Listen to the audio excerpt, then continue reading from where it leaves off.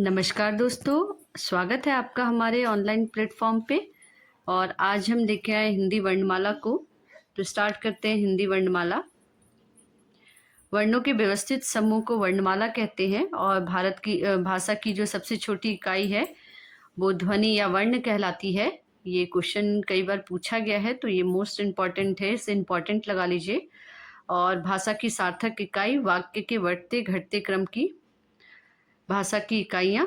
ठीक है, तो जो है भाषा की सार्थक इकाई होती है वाक्य के बढ़ते बढ़ते से घटते क्रम में भाषा की जो इकाई होती है उसे सार्थक इकाई कहा जाता है भाषा की।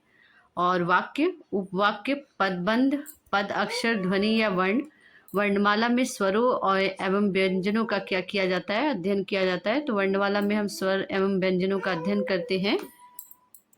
कामता प्रसाद गुरु ने हिंदी वर्णमाला में मूलतः 43 वर्षों को माना है।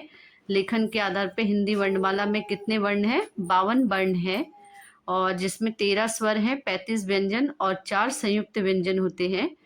एवं उच्चारण के आधार पर हिंदी में मूलतः वर्णों की संख्या 45 होती है।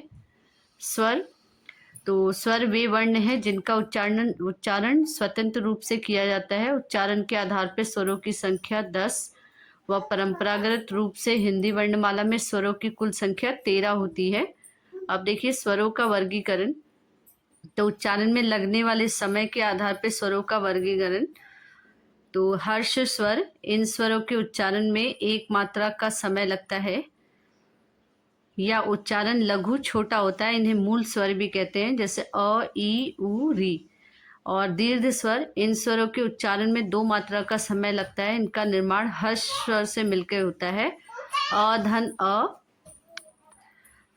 दीर्घ स्वर, इन स्वरों के उच्चारण में 2 मात्रा का समय लगता है और इसका निर्माण जो है हर्ष स्वर से मिलकर होता है, अ धन अ आ बड़ी छोटा ऊ बड़ा ऊ ए आए ओ सॉरी औ आदि सारे क्या है? दीर्घ स्वर है। प्लूत स्वर, प्लूत स्वर का शाब्दिक अर्थ होता है स्वरों को बहुमात्रिक स्वर भी कहा जाता है, उछलता हुआ होता है। इन प्लूत स्वरों के उच्चारण में दीर्घ स्वरों से अधिक समय लगता है। नाटक के संवादों में इसका अधिक प्रयोग किया जाता है। नाटक के संवादों में, जैसे नाटक जब होता है तो उसमें जो है इनका बहुत ज़्यादा प्रयोग किया जाता है, जैसे ओम, राम। ठीक है, तो जीवा के आधार पर स्वरों का वर्गीकरण 3 प्रकार से होता है। अग्र स्वर, तो अग्र स्वर में आता है ई ए आय, जीभ के मध्य भाग का स्वर अ।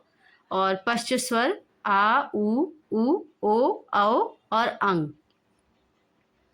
ओठों के आधार पर स्वरों का वर्गीकरण। तो अवृत मुखी वे स्वर होते हैं जिनके उच्चारण करते समय ओठ गोलाकार नहीं होते हैं, जैसे अ आ ई ए आय।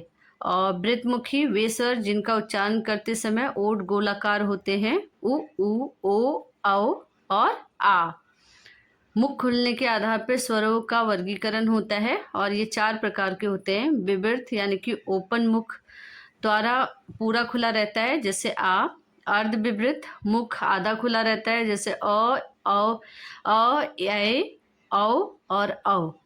अर्ध समृद्ध, उच्चारण आ। ठीक है, सॉरी। अर्ध विवृत में हाफ ओपन में मुख आधा खुला रहता है, अ ए औ और आ। अर्ध समृद्ध में उच्चारण काल में मुख आधा बंद रहता है, ए औ। और समृद्ध में उच्चारण के समय मुख पूरा बंद रहता है, ई उ।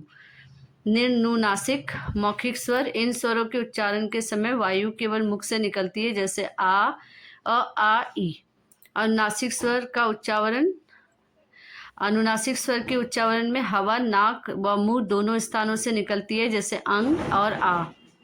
आगत स्वर, ऐसे स्वर जिन्हें किसी अन्य भाषा से हिंदी में प्रयोग में लाया जाता है, जैसे औ। उदाहरण के लिए डॉक्टर, सॉल्ट पेपर।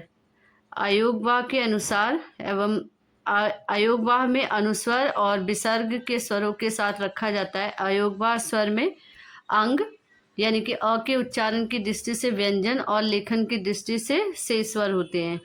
मुख्य बिंदु, सभी स्वर सघोष ध्वनियाँ और अल्पप्राण होते हैं। अब आते हैं हमारे व्यंजन। स्वरों की सहायता से बोले जाने वाले वर्ण व्यंजन कहलाते हैं, अर्थात इनका उच्चारण स्वतंत्र रूप से नहीं किया जा सकता और हिंदी वर्णमाला में व्यंजनों की संख्या 33 मानी जाती है। सामंत व्यंजनों के विभिन्न प्रकार होते हैं, जैसे स्पर्श व्यंजन, जिन व्यंजनों के उच्चारण के समय कोई ना कोई भाग मुख के किसी न किसी भाग को स्पर्श करे वे स्पर्श व्यंजन कहलाते हैं। हिंदी में स्पर्श व्यंजनों की संख्या 25 होती है। स्पर्श व्यंजन को 5 वर्गों में विभाजित किया जाता है। क वर्ग, क ख ग घ अंग, इनका उच्चारण जो है कंठ से होता है। च वर्ग, च छ ज झ इय, इसका उच्चारण तालु से होता है। ट वर्ग, ट ठ ड ढ अड़, उच्चारण मूर्धा से। और त वर्ग उच्चारण कहाँ से हो जाएगा? दंत से, त थ द ध न। और उच्चारण ओष्ठ से प वर्ग में आ जाएगा, प फ ब भ म, इनका उच्चारण कहाँ से होता है? ओठ से होता है। अनुनासिक व्यंजन, नासिक के व्यंजनों के उच्चारण में वायु नासिका से बाहर निकलती है। स्पर्श व्यंजन के प्रत्येक वर्ग का अंतिम अक्षर अनुनासिक व्यंजन होता है, जैसे ड़, य, ड़, न, म। अनुनासिक व्यंजनों की संख्या 5 होती है। ऊष्म व्यंजन, तो ऊष्म व्यंजन को संघर्षी व्यंजन भी कहते हैं और जिनके उच्चारण में एक प्रकार की गर्माहट जैसी पैदा होती है।